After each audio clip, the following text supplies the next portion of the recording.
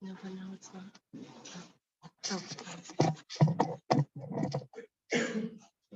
Good now? Okay, so there are three conditions in Bayra on Shabbos. One is oichel mitoy psailos, taking the good from the bad. The second one is it has to be before the suda, before the meal, before the time that you're eating. Number three, you cannot do it with a utensil, a keli, which is meyucha, designated for breira purposes, for selection purposes. All these three conditions need to be met in order to allow to do bayra. Now, oichel, let's go back to the first condition. The first condition is oichel matayf psailas. You have to take the good from the bad. That is also by two different types of fruits, and two different types of utensils.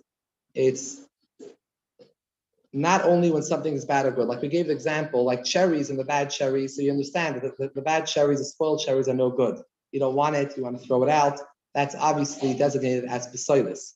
What we're bringing out here is a halacha not only considers spoiled and bad things as rotten things as psailas, as in halachic terms, we also consider anything you don't want right now currently. For example, in the case of the peanuts and the raisins, maybe you want to eat the peanuts later, and now you want to eat the raisins. You're not allowed to remove the peanuts from the can to have the raisins remain, because then you're taking what you don't want away, and that's also considered being bayra, the psailas, the bad from the good. You have to take always what you want to eat now and not what you want to eat later. So that's an important point to bring out. Now, in one species itself, there is no breira. That means that the whole concept of bayra is only in a case where we have two different types. But for example, if I have one larger pieces of fish, or smaller pieces of fish, that's not bayra, because they're all the same type. It's all two pieces of gefilte fish, two pieces of salmon, larger apples, smaller apples, larger spoons, smaller spoons. If they're all the same type, as the same company and the same type, then larger and smaller are not going to be an issue, because they're all what's called min echad, mem yud lain genun, min echad, one species. If it's all one type, there's no bayra. Bayra was only to separate two different types. That's what was done in the Mishnah. So it wouldn't be a problem to say, I want to remove all the small apples from the pile because I want to just serve a nice basket of large apples on the table. So I want to remove all the small apples or the small oranges or the opposite and put them away for later. That's not a problem. Bayr, it doesn't enter into the realm of bayr. Bayr is only when there's two different types. But again, those two different types don't have to be that one is spoiled and one is bad necessarily. Even if they're both fine items to eat or to use, one you don't want now is considered quote unquote psailas, pei samach lamed vav saf. That's considered psailas. And the one that you want to eat now is considered oifel. So you have to take what you want now. If you have a mixture of forks and spoons, you would have to take the what you want now. You want the forks, take the forks. You cannot take all the spoons and remove the spoons away, clear out the space, so now you have your forks. Providing they're a mixture together. Now, another important point to remember, besides for the fact that bayr is only in one type, in only two types, not in one type, one min, is that bayr also applies in mixtures. It's only when there's a mixture. When there's no mixture here, there's no bayr. There's no selection when things are clearly distinct and separate. So this is a great aid in certain situations where one has a pile of things and one has an issue with bayr over here. They can simply disperse the pile, disperse the mixture, and then there's no bayr. The whole malacha doesn't apply. The whole malacha applies. Malacha bayr was when there's a mixture. When you move them apart to the extent that they're no longer a mixture anymore, the whole malacha goes away. For example, if you have a whole box full of cutlery and you want to get to certain cutlery that you want, you could take that box and throw it out on the table and it separates, and then there wouldn't be an issue removing even what you don't want now because it's not bayr at all. Bayr does not apply in such situations with there's no mixture. Or a basket of fruits that you have various fruits there and you want to remove the ones that you don't want right now on the table, you can just take out the basket and empty it out on the table, and they separate automatically, and then they're dispersed and not a mixture, so the butter doesn't apply. Sorting is the same as Huh? sorting. Yeah. Now the same thing would apply to, like, let's say have a large potato in a soup. The large potato is not mixed in with the soup because it's large and it's distinct. Or like a pickle in a large pickle in juice. The pickle and the juice are so distinct and separate that you're not separating the juice from the pickle from the juice, I should say. So they're automatically distinct. One is large and it's not a mixture. Only when we qualify something as a mixture, then the halachas of bayr would apply, and we need these three conditions. Like we said, number one, taking the good from the bad. Number two, having it right before the meal. And number three, not using this with a unique utensil meant for bayr, for selecting. Providing a bag of vegetables in my soup. If you have what? A bag of vegetables in my soup. Yeah. But I don't want them anymore. Something wrong with that? No. Yeah, a big bag of vegetables or the chicken bones. Oh, then I think that it's great.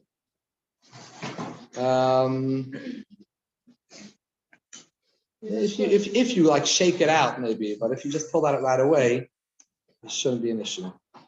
If you want, you can take it out with if there's an issue of straining, you can take it out with a ladle or something. Okay, so that's regarding what we consider bayr, what falls on the category of bayr, and what's considered good and what's considered bad. Now, the second condition we spoke about was it has to be before the meal. What does that mean? It has to be before the meal. And why do we have all these conditions? Let's just backtrack a second. The lamitas malachas are malachas. They're considered work activities. When I do things in a way of derech melacha, in a manner of work, it's asr. But if I do it in a manner of eating, derech achila, that's the way we eat. So it's derech achila, it's permitted. Derech melacha is asr. When I'm using a unique keli for bayr, that's called work. I'm taking a special keli, the utensil meant for bayr activities, and I'm sorting it. That's already not termed achila, that's termed melacha. As well, if I'm doing this way before the meal, I'm doing this for later in the day or for the next day. So that's already something called derech malacha. Masha'in came when I do this right before the meal. I'm just trying to prepare my meal, trying to eat my food. That's called derech achila. It doesn't go in the category of bayr. And the same thing, the first category of taking goes from the bad, derech achila, by taking what you want to eat. Now, I'm not taking away the bad from the good. So what is it? The second condition of before the meal, what is that exactly in time? How do we clarify the time before the meal? So there's no time on the clock for this. What you need to do before the meal, as long as it takes. It takes you 10 minutes, it takes you 20 minutes, a half hour, depending how many guests you have, how much time you do. That's how much time you'll do it before the meal. However, to go and do it, say I want to do it earlier in the day, I want to do 10 o'clock, and then I'm gonna go daven, I'm gonna go take a walk and do a lot of things. I just want to be all prepared. That is a problem when it comes to bayr. You have to do it right before the meal. So this is your last thing you're going to do before the meal, is the bayr activities. As long as it takes a half hour, takes an hour, as long as the ample time, but you're not doing this earlier because you're doing this as part of the process of the meal, not as some activity for itself. And in between, I do a whole lot of other things. Now,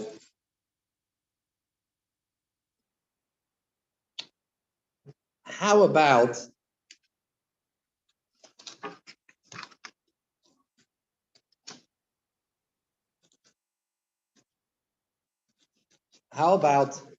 we know you're not allowed to take bad from good. How about peeling vegetables, peeling fruits? They have a peel. You don't eat the peel. The banana peel, the orange peel, the egg shell. Well, how are we allowed to eat that on Shabbos? We know we eat that on Shabbos. How are we allowed to eat those on Shabbos? Seemingly, you're taking away the bads from the good, and we learned that that's derech melacha, not derech achila. So the halacha is it's permitted to do that, but you have to do them right before the meal.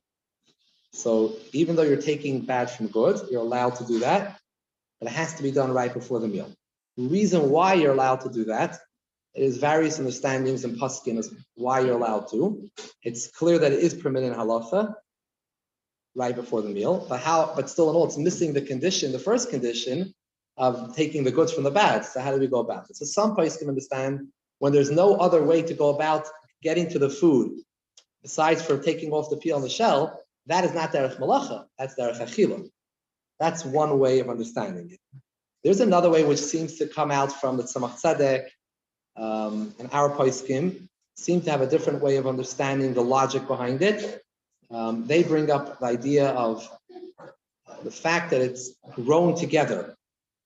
The fact that it's grown together. It's not two separate types, two separate species, but they're actually grown together. The peel grows with the banana, the eggshell comes with the egg, the orange peel comes with the orange. So they're one unit. When they're one unit, it's sort of like one type. They're all one type.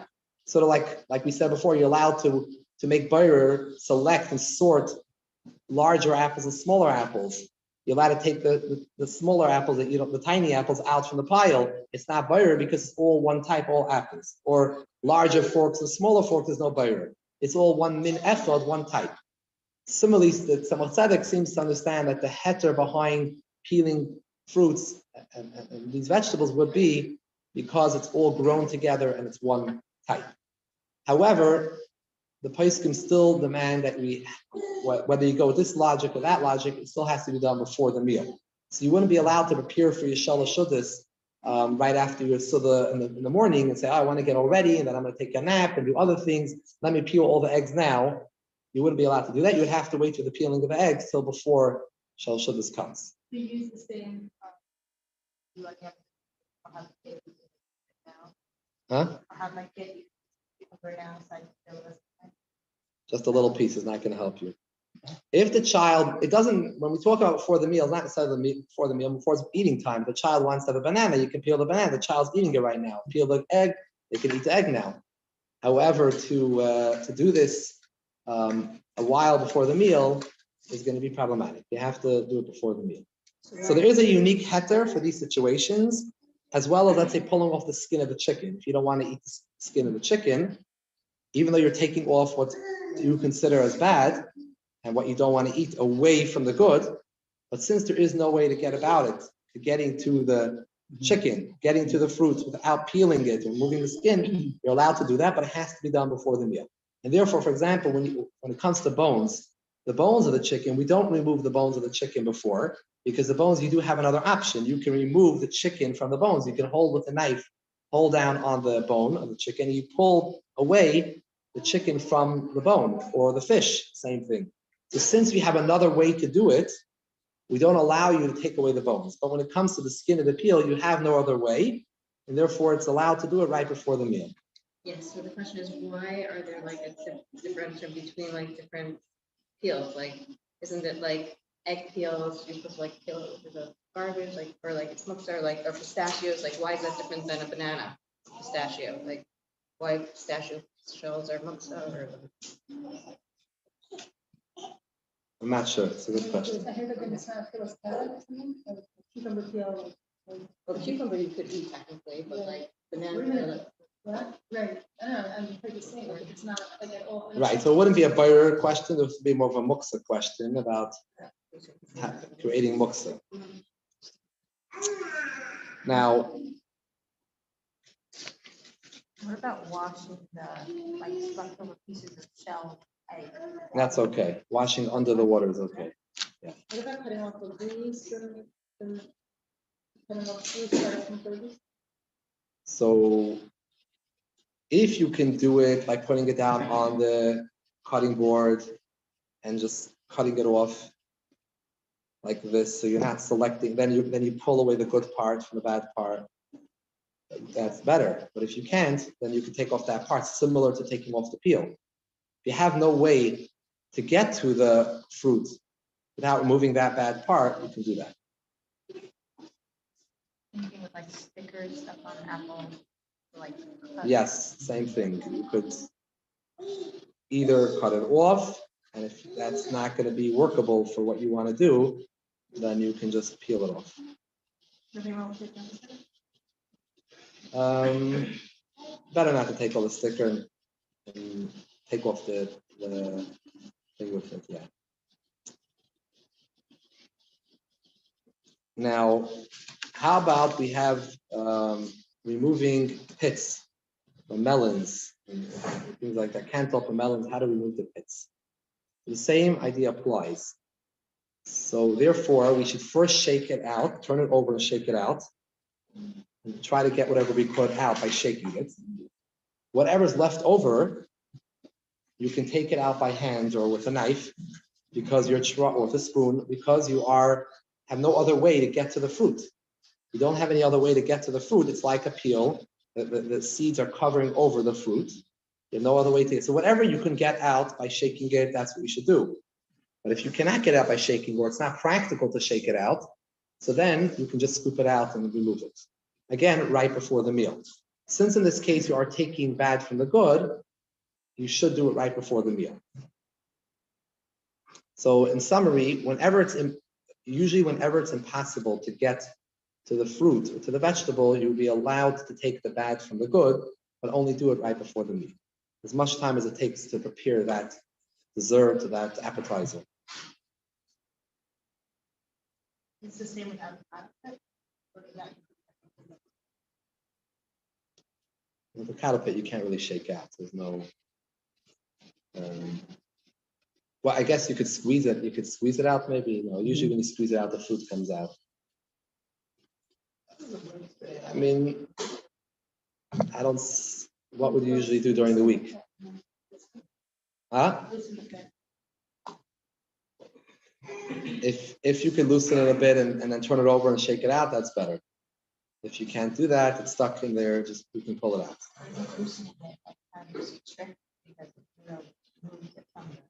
If it's still in the piece, it's still not separated. You cut them apart, but they're still next to each other. When it comes to Larry doesn't apply to things, none of these things apply. Most halachas are very don't apply. Including Kalim. No, Kalim is different. Certain Kalim you're not allowed to use in Yom Tif, not for bio reasons, but because you're doing what's called Ovden Dechayil. Ovden Dechayil means weekday activities of using special various utensils that are special for doing certain activities, like a special grater can be an issue. Now, I'm sure Art Scroll of Feldheim has a good quality safer. Let's go to the third condition. The third condition we mentioned was you're not allowed to use a keli, a unique utensil meant for boiler. A what? What is that? How do they? That would. The pit, it's like a gun. It's like a hole punch or something. Yeah. That would be a problem. No. That would be an issue. That's a good example. As well as slotted spoons.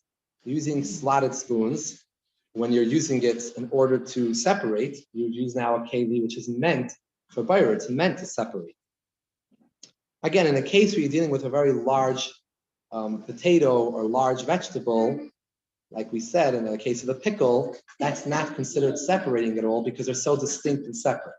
We're talking about when there's a mixture, then, and sometimes it's not clear, and the place can understand that. Sometimes it's totally in how you look at it and how you view it.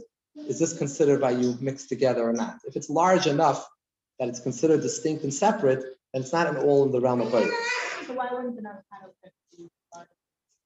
Maybe you're right. So, that's a good point. Could be the large. It's not a problem. Or even melons. More or less distinctive. I really want the fruit. I don't want the fruit.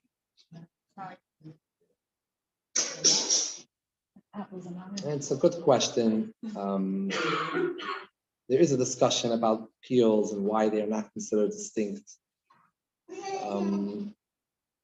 Maybe because it's more attached there. I don't know. It's a good question, but it's not accepted in halacha to treat them as separate. Maybe because they're attached. Now, what about a knife? Besides for a slotted spoon, a peeler is also a problem, and we'll just digress to that more. But a peeler is what is a peeler meant for? Essentially, it's meant to do bayer, to select off the peel, which is the bad, from the good. That's really a keli to do bayer.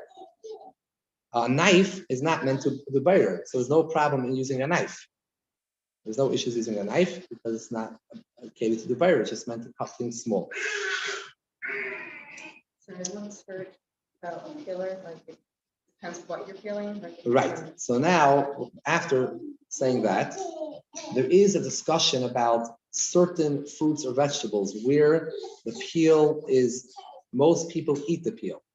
Majority of people eat the peel, then maybe we should not consider it as something bad, as actually all goods, things that you would eat, a cucumber peel or tomato peel, apple peel for a lot of people.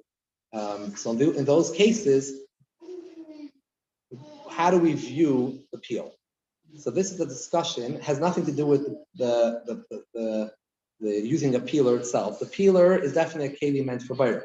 But if we can somehow define these fruits and vegetables as the peel not being bad, not being psilus, and it's all one unit, it's sort of like separating between the smaller apples and larger apples, but there's no issue bayer because they're all one type. We say the peel is just it's edible. Most people eat it and enjoy it, and it then becomes part and parcel of the fruit and vegetable. Then it's not an issue. Just like in the orange, there are various sections in the orange. There's no issue of separating the various sections of the orange from one from another, because it's all orange. So whenever something is considered one unit, bayer would not apply. If we say that bayer does not apply to these fruits and vegetables, then automatically you would be allowed to use the peeler. Not because the peeler is not a keli for bayer, because these fruits and vegetables, the malacha bayer does not apply to them. So all the other you're definitely not a peel like a mango. That's definitely usher and Shabbat to do without any shaila about it, because the peeler is a keli meant for bayer, and you're allowed to peel the mango by hand or with a knife, because the knife is not meant for bayer, and and although you're removing the bad from the good, you said you're allowed to take bad from the good on Shabbos when there's no way to get to the fruit. But using a special unique keli for it, a special utensil, would be usher. But if we talk about these other fruits and vegetables, the cucumbers, the tomatoes, and the apples, where most people would eat with the peel, even though not all, if we determine that's considered all one type, then I could use the peeler, because bayer doesn't apply to these fruits and vegetables. So this is a discussion about the peeler, the big discussion about the peeler. Wouldn't it be considered no. If it can't be used at all in Shabbos, but if you're allowed to use it for these fruits and vegetables, then it's a kli shemiyuchel laheter also. So this is a machlokes and paskim about it. Many paskim are mekel. Many paskim understand that if these are edible peels and that most people eat, it goes by most people, then it would be not a problem to use the peeler in Shabbos.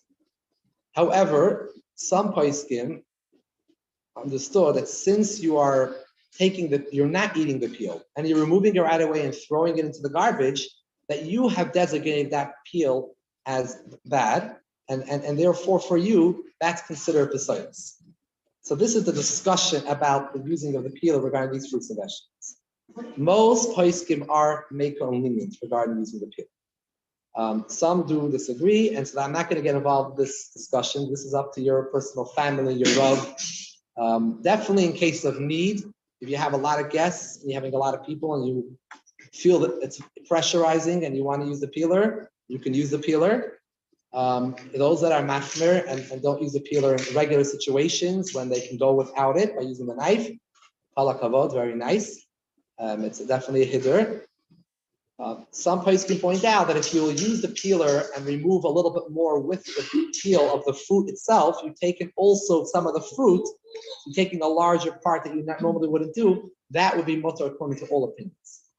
So pushing the peel a little stronger on the fruit or vegetable and removing some of what you normally wanted of the fruit with the peel, so you didn't only remove the bad, you also remove some of the good with it, they held that would be okay according to all opinions. Huh? And that wouldn't be work with the mango because it's a good question. Because the mango, the peel itself is problematic according to all opinions. Over here, we're doing this because sort of like combining two factors together. We're saying that many poskim are makel, and together with the fact that you're taking a bigger piece, according to the Alter Rebbe, would still be problematic by the mango. The peeler discussion is more of a recent discussion. They didn't discuss this in earlier poskim. It's something post-war discussion about the peeler, but they did discuss earlier poskim. For many generations, did discuss whether peeling off the peel of an apple was considered bayr or not. That was already discussed in early generations. The way they discussed it was not in regards to peeler. They discussed it, can I peel off the peel of the apple or cut it off a few hours before the meal? Basically, the question is, does bayr apply to apples? If we say bayr applies to the apples, although I'm allowed to cut off either by hand or with a knife the peel, but I'll have to do it right before the meal. If it say bayr does not apply at all to these fruits and vegetables, I'm allowed to do whatever I want. I could do it 5 hours before the meal because there's no bayr. In our generation, the discussion came over to peelers.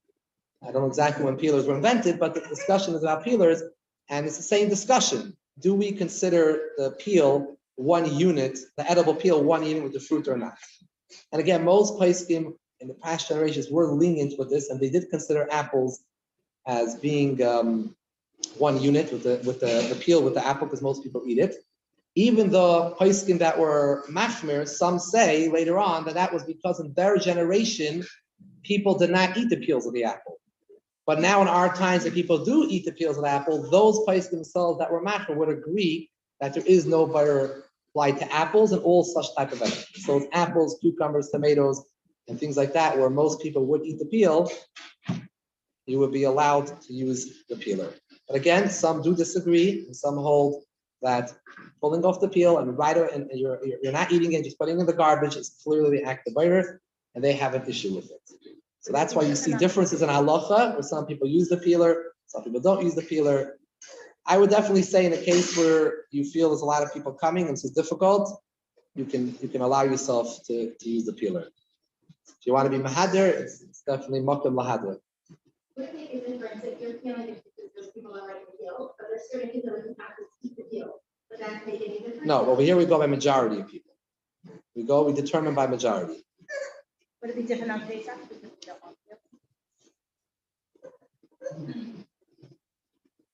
I don't think so, but I think most of Klal Yisrael still eats peels on Pesach. I mean, I think so. I mean, the Chabad are very machmer, and many Hasidic groups are machmer, but I think that most of Klal Yisrael is still eating peels, and maybe a lot of people here in Crown Heights also are eating the peels. So we can still say it's an edible. It's not edible. It is edible. You would eat it a whole year long. It's just because of Pesach, as an extra hiddur and chumrah, you're not having eating the peels. Then does it change like carrots? So carrots will be an issue. Since most people do not eat the peel of a carrot, you would have no heter to peel the carrot with a peeler. However, you could use a knife, because a knife is not meant for peeling. And only right before the meal, exactly. What about washing lettuce? Not a problem. To wash under the sink the lettuce. Checking. You're saying washing already. Don't take off the. No, Is there a difference before it's checked. saying the whole process of checking and washing? Like Taking off the lettuce. When you take off the bugs, it's a problem of bayr. So you would have to.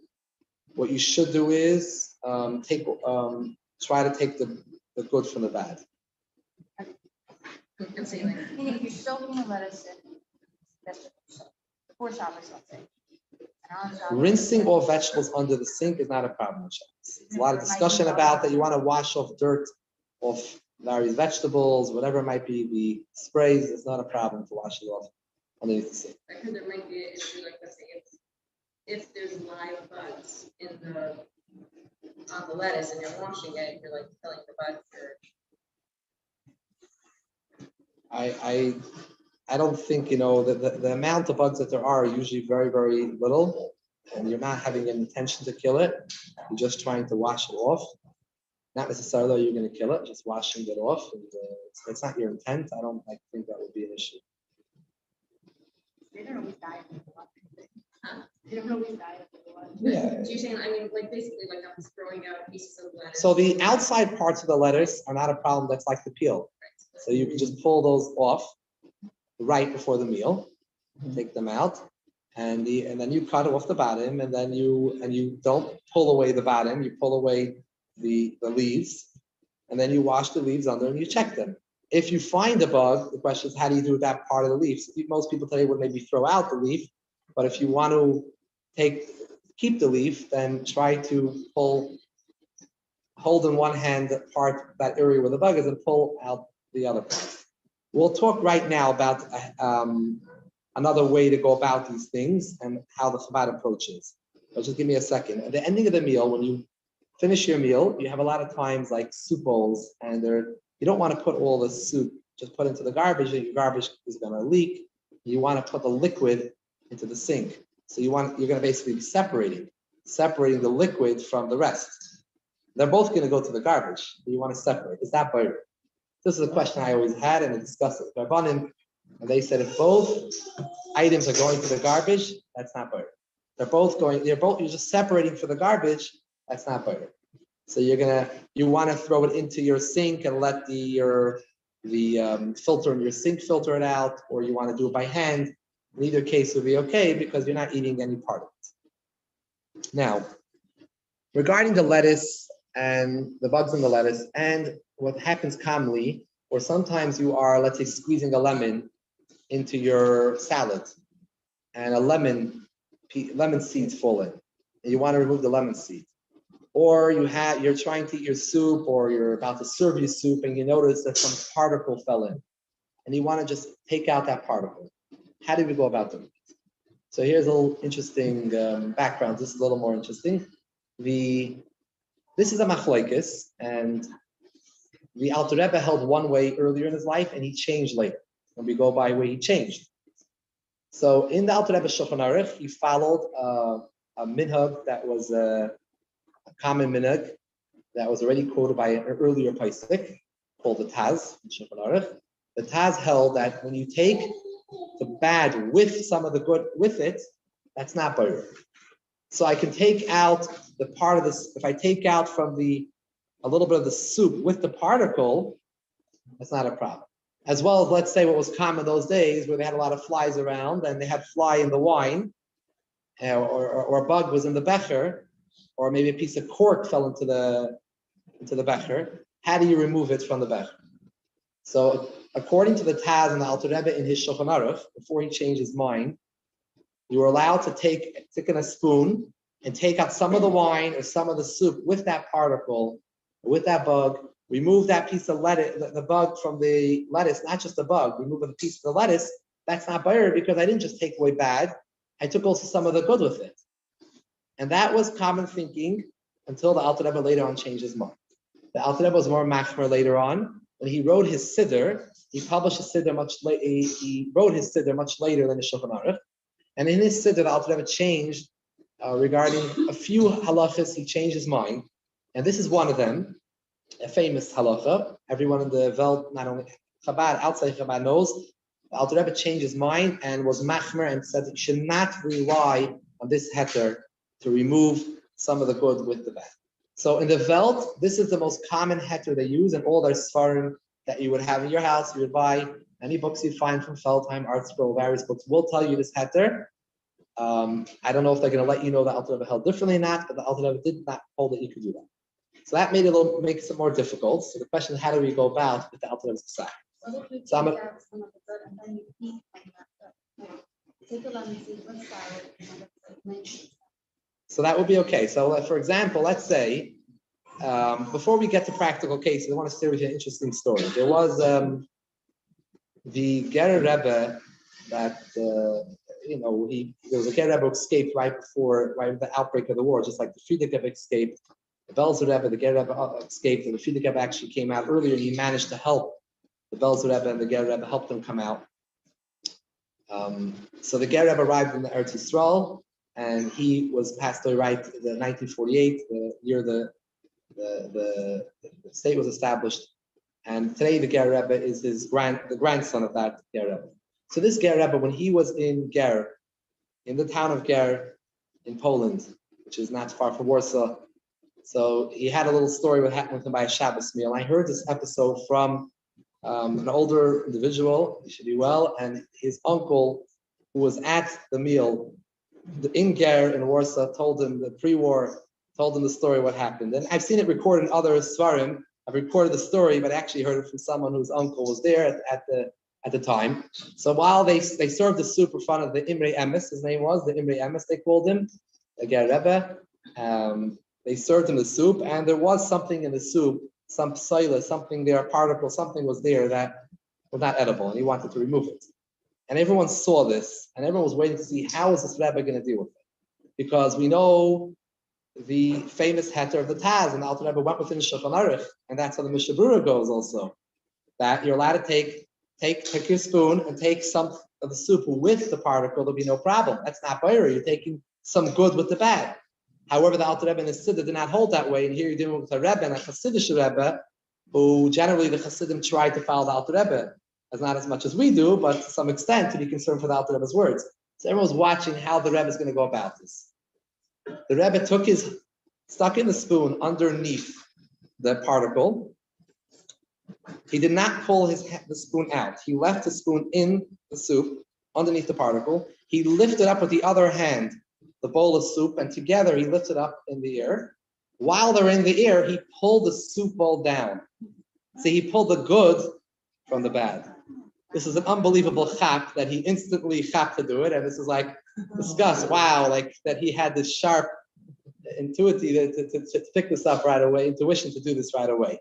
And that was the way he dealt with the issue. It's not such a practical way of dealing with it, on the table, but this is the way he dealt with it. The Alter Rebbe says the way to deal with it, let's say in the wine, the case he discusses in the Siddur is where you have something, a particle fell into your wine, into your becher, how do you deal with it? So, or to your drink, the Alter Rebbe says to tilt the cup and let it out by tilting the cup. So what's in your hand is the wine or the drink that you're drinking, and that's good. You're taking the good from the bad and you're just letting out the bad part. So he said you can blow it to the edge, but don't blow it over the edge. Blow it closer to the edge and then give it a tilt and tilt it out. And you can do that with the cork that fall in or anything, other drink that you're drinking. It doesn't have to be wine specifically. You can use this heter. The other way to go about is with the lemon seed in the salad. What again, pre-Siddur days, the Alter Rebbe himself would say, stick your spoon and take a little bit of the salad with the seed, not a problem, or whatever it might be. It doesn't have to be seed, it might be a hair, whatever it might be. However, post-Siddur days, we pass in like the Siddur.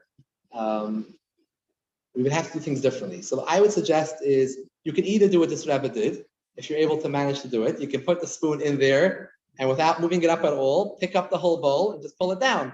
So you pull the bowl away from the spoon. So if you can do that in a way that you're not moving your right arm, that's fine.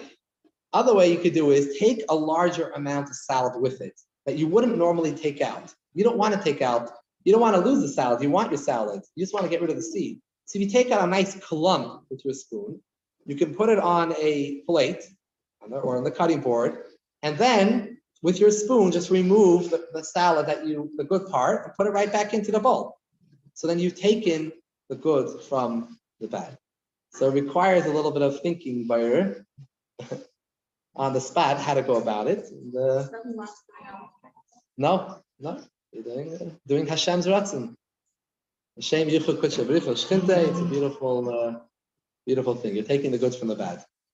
The Alter Rebbe himself says to do this with tilting the becher, tilting the cup. This is what you should do. So the difference is taking a lot of salad instead of a little bit of salad. Like a big ladle instead of a small spoon.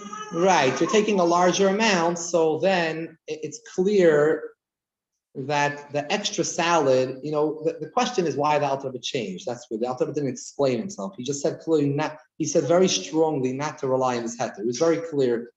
Maybe he says the word chas v'shalom. He's very clear not to rely on this customary heter. He held he should not use this heter. And all the books out there use it. In the Welt, Mishnah Berurah did not mention what the Alter Rebbe Paskin in the Siddur, and all around other communities, most of them will follow this. Again, a lot of Hasidim will maybe be more cautious, especially their Rebbes will be more adhered to Alter Rebbe's Psak. But Chabad Hasidim, we definitely are going to follow the Alter Rebbe, the Tzemach Tzedek, and other Talmidim Alter Rebbe made it clear that the Siddur was published later, and therefore that's the later word from the Alter Rebbe, and we as Hasidim would follow the Alter Rebbe. Someone else does differently, has who to rely upon. They are relying what all other communities do. They're not Mechalei Shabbos. This is something that our community, we follow the Alter Rebbe's Psakim, we're obligated to follow his Psak. Like, he's your Rav, Alter Rebbe is our Rav, our Paisah. The question is why the Alter Rebbe changed. So some understand that it's because that small, minute amount of good that you're taking with the bad is so small and insignificant that it's basically bottled and nullified to the seed or the other hair or particle. But if you take a larger amount out that you normally wouldn't take out, that wouldn't be an issue of bayr, because you're taking out a larger amount. It's clear that this large amount is you're taking out for another purpose. Even if you wouldn't put it back into the bowl, a lot of people are making with that as well, if you're taking a large amount. But I mean, if you personally don't want to lose that salad, it's no problem. Put it on the plate and just separate back that salad. Take it with a spoon, remove it away from the seed. As soon as it's away from the seed, it's not a problem. It's not butter anymore. It's not a mixture.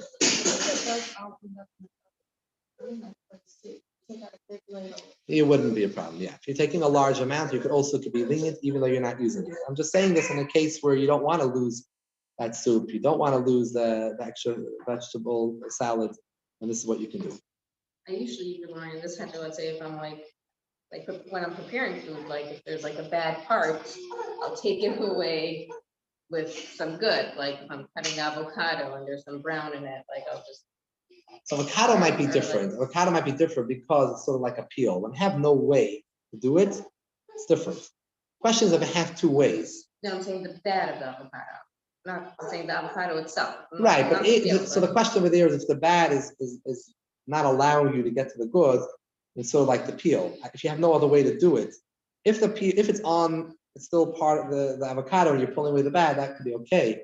The problem is once it's in the bowl and there are certain brown parts you want to remove. It's not as well, yeah. Just I'm taking right. If you have no way, if you took off the peel of avocado and you see some brown parts there and you're not able to like get past it, so then you can remove it sort of like the peel. But once it's in the bowl, then you wouldn't be able to do that according to the Alter Rebbe. You either have to remove a large part or it's on a plate. You can just push away the good from it, all around it. So like move it away. Once it's moved away in the plate and not next to each other, you can just throw it away the bad part. It's not a mixture anymore. It's not considered butter by throwing it out in the garbage. You can take out a lot of part. You don't eat from it, is that not? Or- If you take out a large part, you don't need to eat from it. It's not, then you've. Oh, then, okay, so if it's not a lot. Yeah.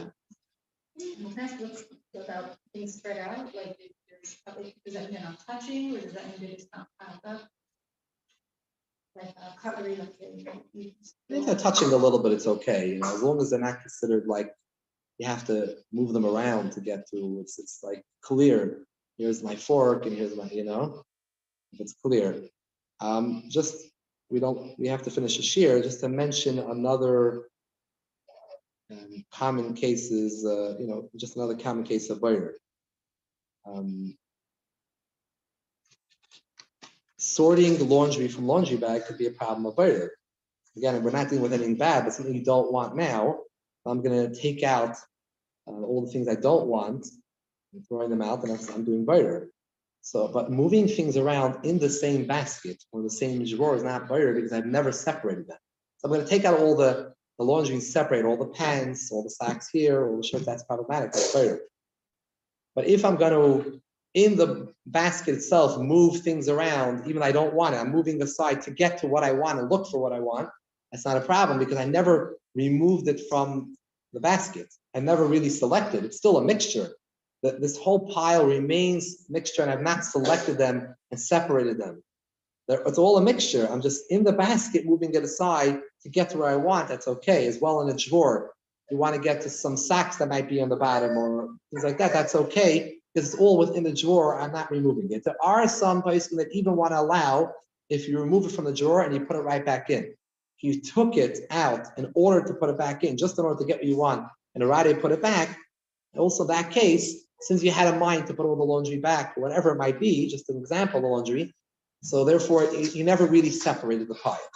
But definitely, if they're still all in the basket in the drawer, you can definitely move things aside. I've not done any bayra over here. I've not made any selection here. Does it say when it's like organized with conference room, like I have a pants section and the shirt section, once I'm going to my shop, pants, I see shirt there, can I move the shirt to the shirt section? Well, that's a problem. That would be a problem. So it's like within a specific. If it's considered a selection, if they're all considered a mixture, then it would be a problem. Take out a shirt and a piece of one side. Right? Like what I did. Put it back. Fine. Yeah, put it back. You didn't have any intention to do bayra. Put it back in the pile. If it's for Shabbos, yeah, but if it's for after Shabbos, you can't do.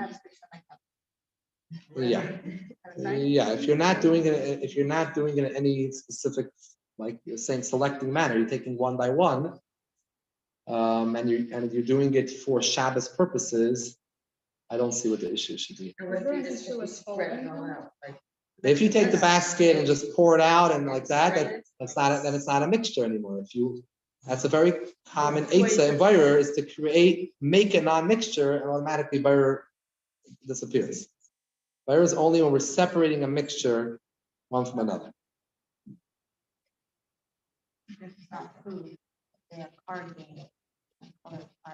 Same thing. Bayra applies common misconception, but bayra clearly applies also to non-food items.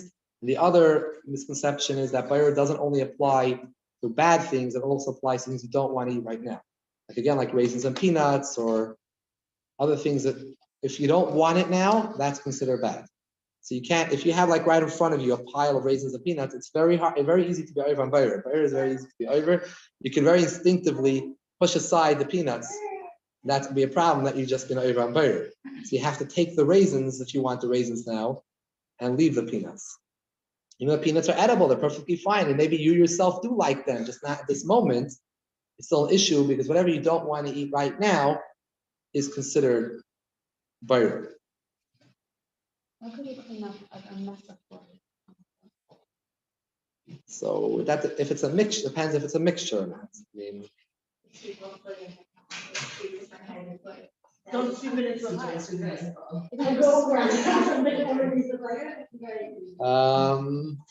well, if you make it into, well, if you do like what you were saying about the laundry before, you take whatever comes to you, put it away. That's not a problem because you're not selecting, just putting it all away.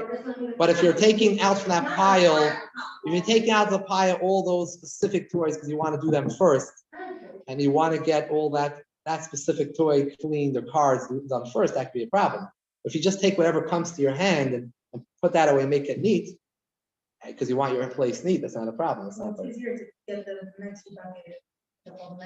right. I know. So in a case where it's a mixture, it's going to be an issue. What you could do is spread it all around, but it's going to make it a little more difficult for you to clean up when it's not touching. Shouldn't be a problem. I mean, it's not just not touching. That not itself is not enough, but if it's large and distinct and they're not touching, so then it's like you don't have to select. This is a tricky thing. What's considered a selection? There is no way to clarify this in halacha. Every person gives like a few examples of it, and there's no clarity. It depends on how the person views it, and like if you feel clearly this is not considered, I can see clearly what I want, and I don't have to select in between one and another, and that's not bayra. So as long as you're comfortable, that's not bayra. It doesn't have to be 4 amas apart, you know. It's one layer basically. One layer, yeah, and it's they're not right next to each other, so they're not all piled next to each other, so they're a little bit separate. Should be a problem. Maybe even if they're one layer, maybe if they're right next to each other, it still can be considered bayra. Also depends on the size of the items. You know, they're tiny, they're big, they're large items. It's right away kill. You have a potato head, it's a large piece. It's not a, it's a larger. We're talking about tiny Legos, or a larger toys. Right away you see it clearly, you pull it out. There's no bayra here. Like the potato. The potato in the soup or the pickle in the pickle jar is not considered a mixture, so all the halachas of bayra don't apply. You don't have to do it right before the meal, and you can take out the juice that you don't want out of the jar and leave the pickles behind, no bar applies because you have a large item compared to the liquid. There's no selection process over here. If I have a pan of beans and I can pour out the liquid from it, but the beans are covered, the strain of the liquid. Maybe the tiny beans might be a problem. So what you could do is you could pour out the liquid anyways, because remember the Alter Rebbe's chiddush in his siddur is that pouring out and keeping what's in your hand is the good. So you can pour out the liquid, whatever is in your hand is the good, what you're taking. Like with the wine, he said that you can pour out the bug out of the wine, and what's in your hand is considered what you're taking, the good. So you can, that's discussions about that. I can't answer that. I have to look it up again. Now you take out the vegetables, like, and stop the sugar and throw out the. What do you want? Where are the bones? The bones and the vegetables and the sweet part of the pot. I want to keep the sweet and the vegetables for the first, and the bones are on the left. Are the bones in a bag?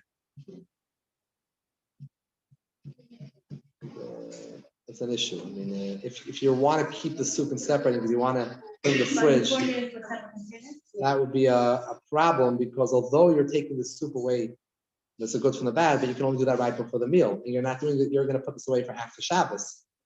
So that would be an issue. Yeah, I don't see. Unless it's a large bone, we could say it's distinct, but a lot of times you have smaller bones, you wouldn't be able to do that. I don't. And if it's a tray of chicken, I'm dishing out the vegetables, the chicken, there's some bones, I just not fish that. Oh, by the way, again, if the bones are on the bottom, if something that you don't want is on the bottom, so then you can select up until close to the bottom. Because you haven't yet gotten to the bottom what you don't want. Let's say sometimes on the bottom there's drinks or other things, there's things that you don't want on the bottom. That's okay. You can pour out and leave what's left, even when there is just the psilus is being left in your hand. The Alter Rebbe is problematic, but if I leave when I'm pouring out, I leave some of the goods still there and I haven't fully separated one from the other, that would be okay. In your case, is what did you want to ask? Right. Yeah. Yes, that's a good answer. You would ladle out or pour out the soup and leave some of the soup that you would really have liked to have kept. So you're going to leave that layer close on that's sitting on the bottom. If the bones are on the bottom, if it's a case where they're all swimming around, you're going to have an issue of error. But yes, if they're on the bottom and you're starting to pull out and the bones are on the bottom, then all on the top is all okay. You have not yet reached the concept of bird. The bird is only going to start when you're hitting towards the bottom, and then you're separating between the two. But if they're swimming on the top, you're going to have a problem because you're moving around and pulling out the good from the bad. You're separating, and you would just have to put the soup away in such a case. I have a question about tone. I said make his tone, so they're very particular about what they want. So if the piece of meat is fatty, I don't want it, and so can I pick around and show how to pick up a piece? Oh, they're not gonna like this piece, and I put it back in and look for a different piece. Or the potato got dry. This is not. I have the same problem. We all suffer from the same issues. I have the issue more when it's on the plate. And the child says he doesn't want. They don't want it. You know, they don't want they don't want the beans. They don't want the meat. They don't want potatoes. So then what do? You know. You have to pull out whatever is, and they don't even want it on the plate at all, you know. So then, you know, You're forced to eat it. no, you don't have to eat it. What I would say is no. In this case, the best thing is to remove all the potatoes and the beans they put on another plate. Just spoon it out and put on another plate, and leave what they don't want to eat. Or if you plan on eating, it's not a problem. If you want to take off the parts that they don't want to eat and you put on your plate, that's fine because you're going to eat it right now. Someone else wants to eat in the family. That's okay. When you're lading go out from the thing, while it's still in the cholent, it's still a mixture. But once you removed it out, then to go and sort of like drop out of it the potato or the meat will be an issue. But if you're, I mean, the truth is, no. The truth is, according to the Alter Rebbe and the Siddur, whatever's in your hand in the ladle is what you're taking. So it wouldn't be a problem to move out the ladle, to let it pour out of the ladle. You can tilt the ladle a little bit and let it out. What if I pick something up, pick up a piece and I say, oh, you're not gonna want this Can I put it back in the pot and from a visual perspective? Back inside after pick it up? Well, if it's still hot, yeah, it's still hot, it's very hot, and you're not on the fire, it's off the fire, no problem. If you're, yeah, you could always empty your ladle. You see it's not what you want. Or you could tilt it out and allow whatever you don't want out. That wouldn't be a problem. To go and actually select with your hands and pull out with a fork will be a problem, because there you're actually taking with your hand out the parts that you don't want. The meat or the potatoes that you don't want will be an issue. But if you just tilt the ladle, that would be similar to tilting the cup and the cup of wine and allowing the particle to leave. It would be an issue. Something else, like if it's just that piece of meat in the middle. If it's just a piece of meat, then for sure you could turn over because there's no selection. All you have is that piece of meat. So what are you doing? The issue is that separating whatever. But there's a ladle and there's just the meat. You don't want the meat. You happen to pick up a meat and you look to see it's a meat. If you pour out the whole ladle, you've not separated it. You can have a big piece of meat and taking the fork and pull up the piece and it's very straight. Okay. Okay, so I take the piece, it's no good, you can just put it back. Pull the piece off the plate. Yeah. You weren't intending to. Right. You weren't intending to, you don't want, you just put everything back in. And I can mix the chunk all to the pot, like some Sure. people getting dried out. Sure, yeah. Mixing's not a problem. There's no problem of cooking when you mix things off the fire. As long as it's fully cooked. You can mix the whole challah pot when it's off. And you're not being buried, just mixing. You're not selecting one from another.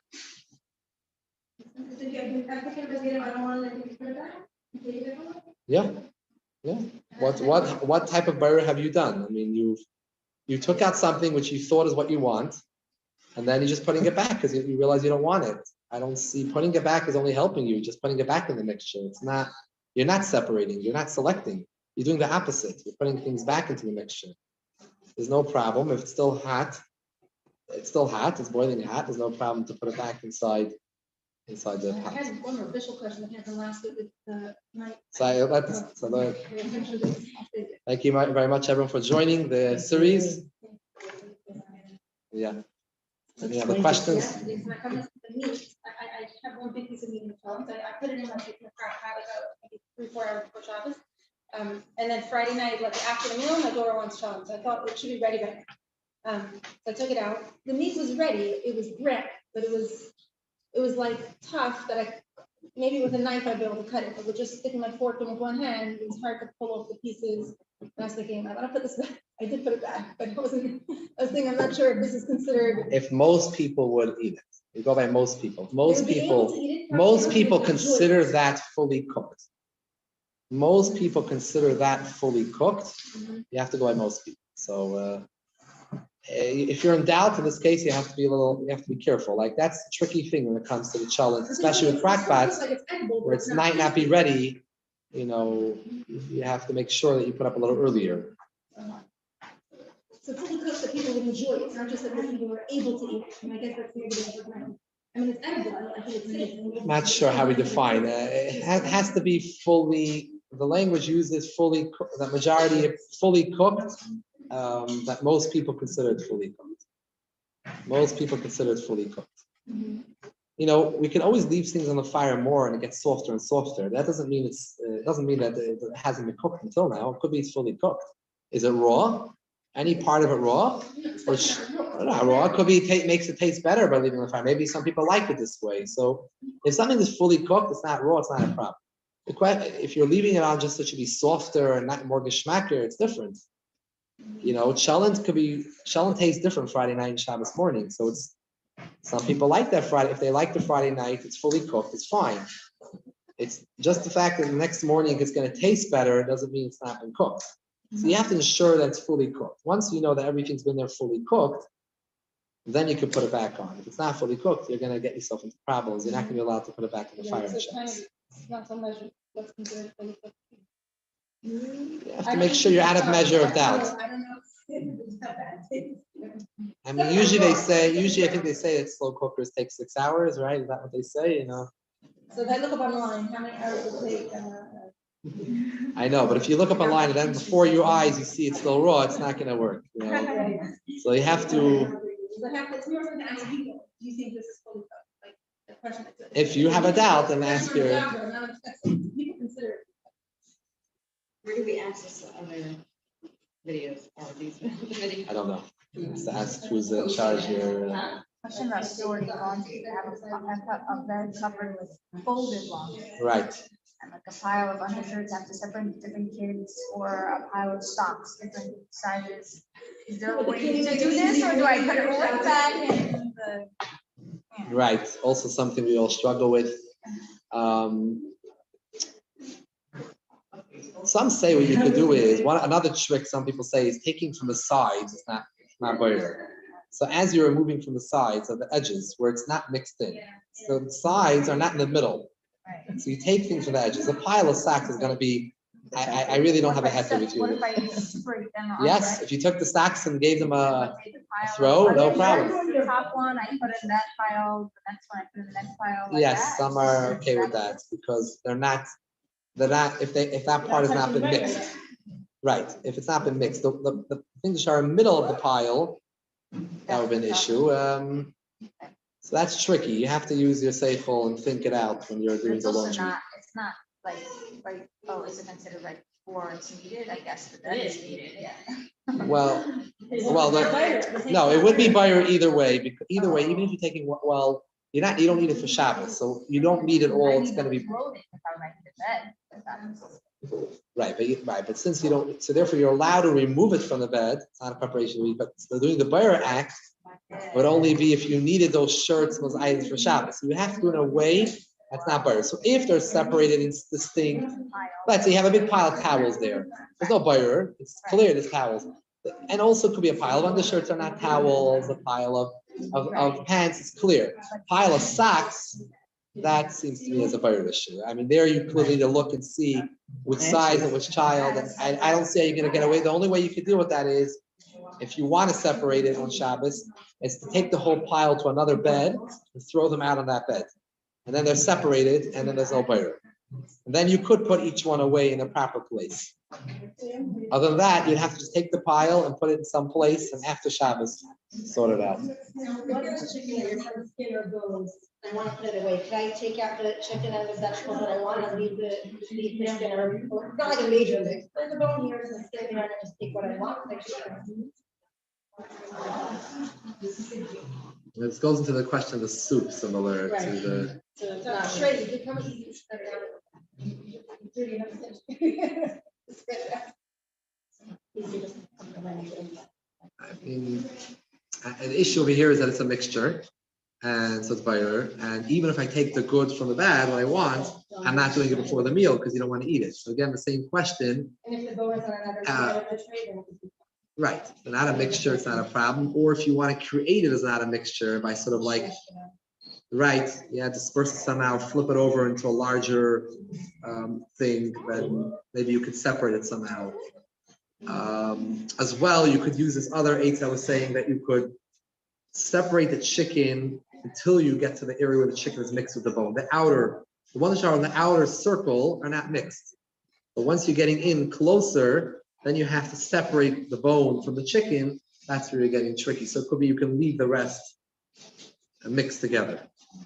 No problem. I was thinking because a lot of times, even if we know the dinner, you explain the whys behind it. Like we never knew that. Thank you very, very much. Sure. And because just so why is it we're allowed to put challahs?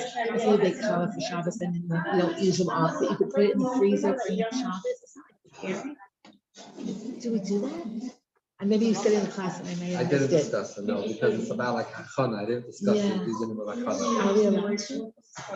Yes, I want. I've seen some that say, I don't, but maybe I'm going to. I'm just feeling. I don't personally do it, but I do see someone that says, no, I haven't really looked into the topic well. I haven't looked into it, so I'm not saying I'm educated in it. So I just personally don't do it because I know there's discussion about it. And it's questionable. I know that there is one of the places you did hold it was okay, like you held it, that's a natural place where you store these things. That's sort of like putting it back into the cupboard. That's a natural spot So it would be okay to do that.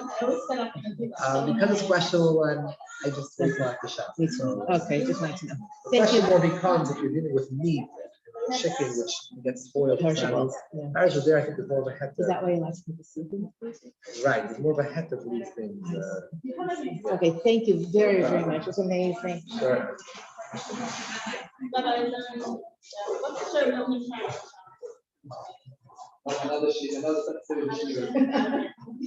We're waiting for them.